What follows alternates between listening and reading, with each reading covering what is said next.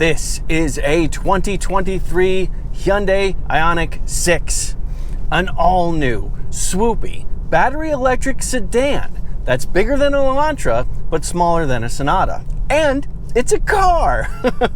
A brand new one that's less than 60 inches tall and has a trunk. That alone makes me excited, if I'm honest, because they're so rare these days. It just also happens to have two electric motors, one for each axle, that make 320 horsepower, 446 pound-feet of torque, and of course, is all-wheel drive. Spoiler alert, it's not slow. Of the three trims offered, SE, SEL, and Limited, this is a limited trim model painted in transmission blue. And I'm excited to test and frankly, nerd out a bit about this thing, because this is Hyundai's latest and most efficient battery electric vehicle. And I wanted to find out, is it just efficient or nice to drive as well? But real quick, let's talk about how much it costs. The base price for a standard range rear-wheel drive Ioniq 6 SE is $42,715. Bumping that up to an all-wheel drive limited long-range Ioniq 6 makes the price $57,215. And my test car had carpeted floor mats and cost $57,425. By the way, switching from rear to all-wheel drive adds $3,500 to the price and takes 35 miles of range away from the total. Okay, with all that, now is a good time for me to pull over and show you around and inside this car in a bit more detail. The 2023 Hyundai Ioniq 6 looks smooth and slippery and futuristic. And that's good, because on all three counts, it is. Let's take a closer look. First of all, you've got this really interesting just grill-ish shape right here, and this nice just flowing line that comes up to the windshield and really just continues on. The car likes to unlock itself when you get close to it, by the way, and then lock itself again. I think it's interesting how they smoothly embedded the Hyundai logo right here, and then you have this really interesting tech kind of built into the front of the car, and all these like very digital looking headlamps, all the different LED elements and things like that. And I think this is a really nice vertical element right here that connects down to this lower spoiler here. There is true intention with here. This is a very, very slippery body, and I think the design complements the engineering in a really nice way. But I bet you're as curious as I am. Is there a frunk? Kinda, sorta, technically yes. You get half a cubic foot of storage up front here in these two shelves. So yeah, something better than nothing. You could definitely fit your keys there, and probably your smartphone too. By the way, windshield washer fluid goes right there. Looking at the car in profile, you can get a sense of just this swoopy, low drag look. It really just embodies that in every line, every curve you can see. I think it's a really fascinating shape. But then you've got these two levels. You get this spoiler built in here, and then the second one down here with another lip right here. I can't say that they're just naturally beautiful, but they're definitely intriguing. I do like that the handles are seamless against the door right there. And I really dig the fact that this is as low as 0.22 for a coefficient of drag. That's really impressive. I will quickly go ahead and put the dimensions up on the screen so you can check those out, and let you know that I have more information in the description. You get 18-inch wheels for the base SE trim, but SEL and Limited trims get a 20-inch wheel, and they look like this, and I think they look pretty cool. And if you saw P0 here, don't get too excited. These are P0 all-season tires. Just like the front of the car, I think Hyundai did some really interesting things with these vertical slots built in the design. I think that's just a really interesting detail. Look at all these individual bulbs running across the full width taillights here. The dual level spoilers here. There's just a lot going on. But I think, again, I think it looks cool. I don't think it looks beautiful necessarily, but I think it definitely looks cool. And real quick, let me show you where the charge port is. Push on it right here. So it looks just like where you'd find the gas filler cap, and it is all electronic opening and closing. All right, This trunk has a lot more than half a cubic foot. Let me show you that.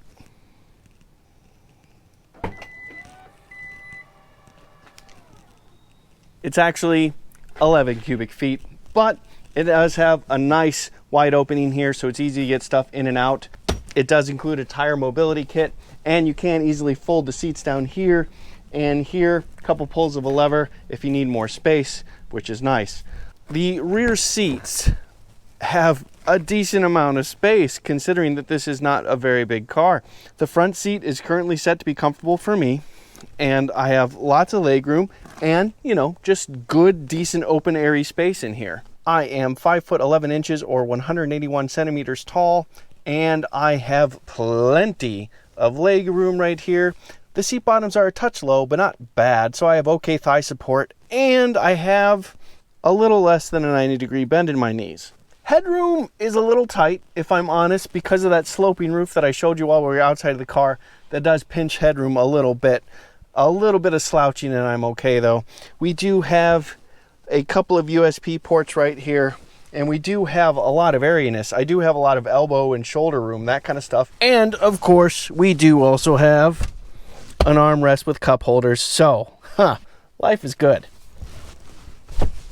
Again, you've got a really interesting concept with this interior. The door itself is actually quite simple, with this just big, huge gap right here going along the stretch of the door for, you know, a grab handle, and then this huge speaker vent right here for the Bose stereo. Really simple. We just have a couple position drive memory right on the door. A lot of the controls are here to the left of the steering wheel. You have several things, and here on the center console is where you'd see a lot of the typical controls that you'd see on a door. The seat itself has power controls right here, your typical controls, plus lumbar right there. We have this nice Ioniq 6 metallic kick plate right here, and the seats have some interesting little details scribed into them right there, and this headrest is even in interesting shape. You have decent bolstering upper and lower. I could go for a little bit more lower bolstering, but it's certainly not bad. And I'll show you before I get in that we have this 2 layers of the center console. This upper one I showed you already, but then down here we have this big space right here, and that does also have a 12-volt power port. You get a 12.3-inch fully digital instrument cluster screen and a second 12.3-inch center console touchscreen right there. The steering wheel itself is an interesting concept with a flat bottom right there and a lot of controls both on the right and the left. Push button start is right here. And the HVAC will get a little noisy. It's a bit toasty in here. Here's the instrument cluster screen lit up, and if I push this button right here, I do have choices of what I look at in the center. And I also have paddle shifters, negative to the right, positive to the left, and you can go all the way to iPedal, and iPedal is the level where you'll get what is essentially one pedal driving. The center console touchscreen has a lot of different options, and it easily slides from left to right like this. This center console touchscreen does accept both Android Auto and Apple CarPlay, but ironically enough, it is a wired system. And I say ironically enough because you get a wireless smartphone charger, and that's the case on SEL and limited models, and you also get several USB ports scattered throughout, which, since it's wired, I suppose is a good thing. Beneath that, we have our power button and dial for the radio and some other buttons here, and then again a digital screen for the dual zone climate control. That is of course standard across the board, as are heated seats, but you have to get a limited to get heated and ventilated seats. Speaking of heat, the heated steering wheel is also limited only. Hello, this is Robin Warner from the future, realizing there were a couple of quick things I didn't show you the first time we walked around the car, so I wanted to do it again and show you a couple more things. So I mentioned that we have the 2-zone climate control system right here. You can also go to the main screen right here, hit climate, and have all the controls up here as well. In fact, you have more controls up here. So if you want to turn it down, turn on and off sync, you can do all that kind of stuff right here. This is the wireless smartphone charger. What I like, it's got this really nice little light system to show you that the phone is charging. So I think that's pretty slick. We do have the usual controls up here, and we do have an electric privacy panel for the big panoramic moonroof. And yes, it is a moonroof. And the lower center console storage is pretty deep and has 2 USB Type-C ports for charging as well. Also, I didn't show you, this is the Prindle down here. So turn signals, Prindle. Dial forward to go into drive, dial backward to go in reverse, or, you know, you could say clockwise, counterclockwise, and then push button for park. Plus, it's also a very pleasant looking interior. So you have this nice subtle light just coming from the background and just adding this nice ambiance to the car. These features right here are really interesting. It's just a visually pleasant place to be. It's minimalist in its design in a lot of ways, but the buttons you do get and the layout of it is very functional and easy to use. So I really like it in here. All right, back to my original walk around. All right, let's talk drive modes. Buttons right here. You get 4 drive modes: Eco, Normal, Sport, and if you hold it down, Snow. So there you go, some nice options to get in this car. We'll spend most of our time in the normal driving mode, but hey, I might play with Sport a little bit. Speaking of which, let's get back to the drive. All right, let's dig into the powertrain. First and foremost, there are 2 different battery packs, a standard range, which is 53 kilowatt hours, and a long range, which is 77.4 kilowatt hours. By the way, that 77.4 kilowatt hour battery pack we've seen in a lot of other cars, Kia, Hyundai, and Genesis. A lot of the EVs use that pack. The smaller or standard range battery pack is only available in one trim, the SE trim with rear wheel drive. And it makes do with less horsepower. You get 149 horsepower, but the same torque as the others, which is 250 pound-feet. If you get the 77.4 kilowatt hour battery pack, that rear motor makes 225 horsepower instead of 149, a pretty big jump. Here's where things get a tiny touch weird. If you spend the money and get all-wheel drive, you actually get a tiny bit less horsepower, 221 horsepower back there instead of 225, same peak torque, however. But you also get an additional 99 horsepower from the front electric motor, which also adds 188 pound-feet of torque to the total, so it's definitely okay. Now, I mentioned you can either get 18 or 20-inch wheels with the Ioniq 6. The 18-inch wheels are more efficient and do ultimately increase your total range. This one being a limited model with 20-inch wheels and all-wheel drive, it is the least efficient version of the Ioniq 6, and yet it is still quite efficient. The range in this car, officially, according to the EPA, is 270 miles. If you get the long-range battery pack, but stick with rear-wheel drive and the 18-inch wheels, you get a range, officially, from the EPA of 361 miles. That is quite competitive with a full tank of fuel in a car of this size. So that really is quite impressive, because the battery pack isn't that much bigger or any bigger than any other models that Hyundai or Genesis or Kia makes. Really think that's something worth applauding. So even the standard range, 53 kilowatt hour battery pack with rear wheel drive and the 18-inch wheels, that gives you 240 miles of range. Pretty darn good. Regardless of which battery pack you get, it is capable of really fast charging. You can go from 10 to 80% charge in 18 minutes with either battery pack. And as I showed you in the walk around, we also have adjustable brake regen via the paddles here. And I currently have it in the I pedal or the maximum right now. So if I just lift off the accelerator, I get good solid decel. I would say that's 0.2, quarter of a G worth of deceleration right there. And in normal driving, that'd be plenty to just one pedal drive this car all over the place. But you can take it all the way down to 0. And if I lift off the throttle again, yeah, just coasting. And then you have 1, 2, and 3 levels in between that. So it's nice to have those options so you can feel out your preference, but with a little bit of practice, the iPedal really is the way to go, because you can control how much decel you want at any point. You just have to have a nice and light right foot. But Robin, I hear you saying, what if my right foot is heavy? Well, the Ioniq 6 can actually accommodate that too. I'm in the normal driving mode right now. Just floor the accelerator. And yeah, I get good pull. You get a little bit of a ramp up, but then you get strong pull, really smooth, really fast reacting. And if I put it in the sport driving mode and floor the accelerator again, you get good, strong acceleration. And yeah, that is good punch. It's that electric motor torque where you get good pull from like any RPM any speed, you feel good pull, and I really, really like that. Now, if you put it in the eco mode and floor the accelerator again, the ramp up is actually pretty darn slow. And this is a Hyundai thing. They really like giving you a wide variety of feel from the accelerator just from the drive modes. You know, those powertrains adjustments you get in internal combustion engines, sometimes they're pretty subtle and you don't feel too much. With what Hyundai's doing here, it is obvious and big transitions in pedal feel. And I like that.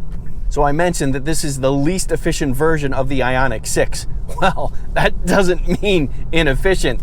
You get 111 miles to the gallon equivalent in the city, 94 miles to the gallon equivalent on the highway, 103 combined.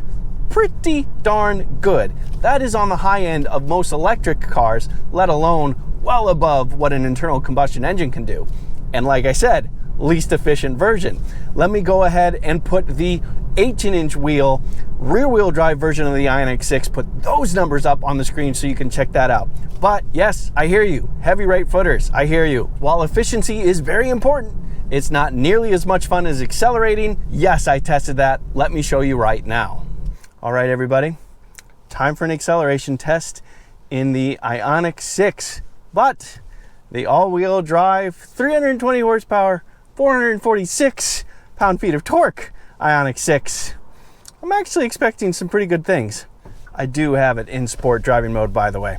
Okay, coming to a complete stop. Floor the accelerator. Oh! Not bad. Not bad. Look at that. Good. Good acceleration. Yes. This thing is very, very efficient, but it is also absolutely in no way slow. We get off the line nice and quick. All that torque from that electric motor coming down low gives us good oomph right from the off. And man, yeah, good consistent pull throughout. Smooth, quick. Hyundai claims 0 to 100 kilometers an hour in 5.1 seconds. That's 62 miles an hour. So 0 to 60 in this thing is probably 5 or just under 5 seconds. Yeah, that's pretty darn good. For a car that gets over 100 miles to the gallon equivalent in the city, can also do sub 5 second 0 to 60 runs, that's good. But of course, a car like this, it's not really about 0 to 60 times. This is not going to be the car you take out to go on your favorite canyon roads. This is something that you want to use efficiently to get around. And how well does it do that? Well, pretty darn good. The seats, I feel, are quite comfortable. I really like these displays. The 12.3-inch instrument cluster and center console touchscreen are both real easy to read and use. The center console touchscreen has that really nice swiping motion, just like a smartphone. And then if you go with the limited trim, heated and ventilated seats, heated steering wheel, lots of comforts like that. Wireless smartphone charger, that's always nice. The ride, you know, it's actually a tiny touch stiffer than I expected, but for me, that's still plenty compliant. Some might find it a tiny touch on the stiff side, but for me personally, I appreciate that because that means you get less body motion when you're going through the corners, and to me, that is well worth a slightly stiffer ride. And all of that is true on roads like this or on the interstate. I did test it there as well. I also played with the advanced driving assistance systems as well. Let me show you that right now. All right, everybody, time for a quick stint on the interstate, see how this thing feels on the open road. I do have it back in the normal driving mode, and I do have a whole heck of a lot of driving aids. Hyundai calls it Hyundai Smart Sense, and I'll go ahead and put a list of what's available on this car on the screen right now. The main one I want to check out is Highway Driving Assist 2, which does include automatic lane changes, so that'll be fun. But also just what the wind and road noise is like and how comfortable it is. Okay, cruise control is set. We're going 75 miles an hour to go with traffic, and we are coming up on a subtle curve right now, so I'm going to go ahead and take my hands off the wheel. And yes, we are tracking pretty well centered in the wheel, which is nice to see. I've also got a nice graphic showing me that we're nice and centered in the lane, so that's good. Let me go ahead and show you that screen. So as you can see, it shows the Ioniq 6 right there in the center, and then it shows distance. Coming up, I'm coming up behind a semi-truck right now, and it shows that. And if I decide I want to turn left, it'll show me a camera going to the left, and as you can see, it's doing a lane change for me. My hands are not on the wheel. And if I want to turn to the right, I get a camera to the right. So that's a nice little feature. But as you can see, I've got a lot of information right on the fully digital instrument cluster. It's showing me 3 lanes worth of traffic and giving me a really good idea of what the Ioniq 6 sees while we're going down the road. So that's nice. More fundamentally, I've got a good ride. It's a tiny touch on the stiff side compared to what I was expecting. When we go over a little expansion joints and things like that, it might feel just the tiniest bit harsh, but I don't know. I think it's pretty darn good, and you have better body control as a result. Also, road noise is quite good. Very little from the tires. Cars going by, that's pretty quiet. Wind noise is also generally pretty good. When you get gusts of wind, you can hear that buffeting around the body a little bit here and there. But, you know, for the most part, it's pretty good. And when you combine that with the pretty darn impressive driving range, yeah, I think this would actually be a really good road trip car, honestly. So, what do we think of this Ioniq 6, this newest entry in the e-GMP lineup? That is electric global modular platform, by the way. Well, this thing is an engineering marvel as far as I'm concerned. The fact that they could get the coefficient of drag to as low as 0.22 for a production sedan, that's really impressive. Usually you're hovering around 0.3, 0.29, 0.28 for a family sedan, so that's super cool. And in this form, it's pretty darn quick. Now, this is not any kind of sports sedan. It doesn't have a lot of feel or anything like that, but its body motions are actually pretty darn well controlled, and Hyundai went firmer than I would have guessed when it came to the ride, which I really appreciate. As far as sedans go, any sedan, this drives pretty darn well. It's smooth, it's comfortable, it's got nice technology that's easy to use, it's got a lot of pluses. And then it just happens to be incredibly efficient at the things it does. So not only is this yet another stepping stone to truly and completely normalize how electric vehicles compared to standard or internal combustion engine vehicles, it's just a good car, full stop. I'm Robin Warner, thank you for watching. And if you like this video, please show me by giving it a thumbs up. Doing so helps me out a lot, and I'd really appreciate it. Also, if you're interested in EVs but want a bit more sport, you should definitely check out the BMW i4. I tested one. I tested the M50, and whew, that thing has sport. It has sport to spare. And it's actually about the same size as this as well. A little bit more expensive. Also, please do check out my new website, viewsonvehicles.com. There I have more reviews and some written information like that, but also news in the industry, new car reveals, things like that. So please do check that out. That would help me out quite a lot as well. And finally, I reviewed a whole bunch of stuff by now. Something's gonna pop up at the screen next to me. Hopefully it is something you're interested in, and if you do end up watching it, I definitely hope you like it. Okay, goodbye for now.